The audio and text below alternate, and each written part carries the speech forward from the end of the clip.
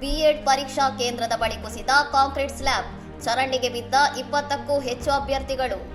ಕಾನ್ಪುರದ ಮ್ಯಾಕ್ ರಾಬರ್ಟ್ಗಂಜ್ನಲ್ಲಿರುವ ಪ್ರೊ ಎಚ್.ಎನ್. ಮಿಶ್ರಾ ಶಿಕ್ಷಣ ಮಹಾವಿದ್ಯಾಲಯದಲ್ಲಿ ಬಿಎಡ್ ಪ್ರವೇಶ ಪರೀಕ್ಷೆಗೆ ತೆರಳುತ್ತಿದ್ದ ಸುಮಾರು 20-25 ಅಭ್ಯರ್ಥಿಗಳು ಚರಂಡಿಗೆ ಬಿದ್ದ ಘಟನೆ ನಡೆದಿದೆ. ಪರೀಕ್ಷಾ ಕೇಂದ್ರದ ಬಳಿ ಇದ್ದ ಫೋಟೋಕಾಪಿ ಅಂಗಡಿಯಲ್ಲಿ ಆಧಾರ್ ಕಾರ್ಡ್ ನಕಲು ಪ್ರತಿಗಾಗಿ ಅಭ್ಯರ್ಥಿಗಳು ಜಮಾಯಿಸಿದ್ದಾಗ ಭಾರ ತಡೆಯಲಾರದೆ ಅಂಗಡಿಯ ಹೊರಗಿದ್ದ ಹಳೆಯ ಕಾಂಕ್ರೀಟ್ ಸ್ಲ್ಯಾಬ್ ಇದ್ದಕ್ಕಿದ್ದಂತೆ ಕುಸಿದಿದೆ.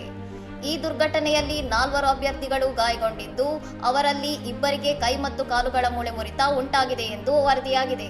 ಸ್ಥಳೀಯರ ನೆರವಿನಿಂದ ಚರಂಡಿಯಲ್ಲಿದ್ದ ವಿದ್ಯಾರ್ಥಿಗಳನ್ನು ತಕ್ಷಣವೇ ಹೊರತೆಗೆಯಲಾಗಿದ್ದು, ಪ್ರಾಥಮಿಕ ಚಿಕಿತ್ಸೆ ಮತ್ತು ಬಟ್ಟೆ ಬದಲಾಯಿಸಿದ ನಂತರ ಹೆಚ್ಚಿನ ಅಭ್ಯರ್ಥಿಗಳು ಪರೀಕ್ಷೆಗೆ ಹಾಜರಾಗಿದ್ದಾರೆ. ಸಾರ್ವಜನಿಕ ಸ್ಥಳದಲ್ಲಿ ಇಂತಹ ಶಿಥಿಲಗೊಂಡ ಚರಂಡಿ ಇರುವುದು ಮಹಾನಗರ ಪಾಲಿಕೆಯ ನಿರ್ಲಕ್ಷ್ಯ ಎಂದು ಪೋಷಕರು ಮತ್ತು ಅಭ್ಯರ್ಥಿಗಳು ತೀವ್ರ ಆಕ್ರೋಶ ವ್ಯಕ್ತಪಡಿಸಿದ್ದಾರೆ.